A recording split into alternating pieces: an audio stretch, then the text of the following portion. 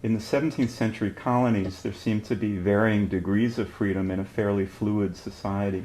How would you describe 17th century society in terms of freedom? Well, in the early colonies in the 17th century, settlers lived, you might say, on a spectrum which encompassed a wide variety of different kinds of freedom. At one end, there were the people who were, you might say, fully free. These were landowners, planters, merchants, lawyers, prosperous people. They enjoyed all the political rights, the right to vote, the right to hold office, assuming they were Protestant.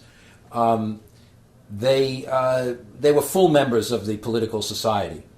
At the other end of the spectrum, of course, were slaves. Slavery was not a large institution in the 17th century, but it was there from the very beginning. And obviously the slave is the opposite of freedom, is deprived of all his rights. And in the middle was a vast array of population which had, you might say, partial freedom.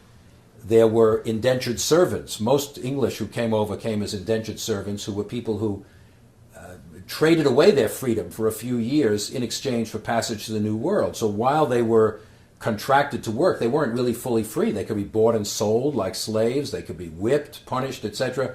But they would become free after a certain number of years. Women certainly didn't enjoy anything remotely like what we would consider freedom today. Women, if they were married, were considered really an appendage of the husband. All their rights were exercised through their husband. They had very, very few independent legal rights.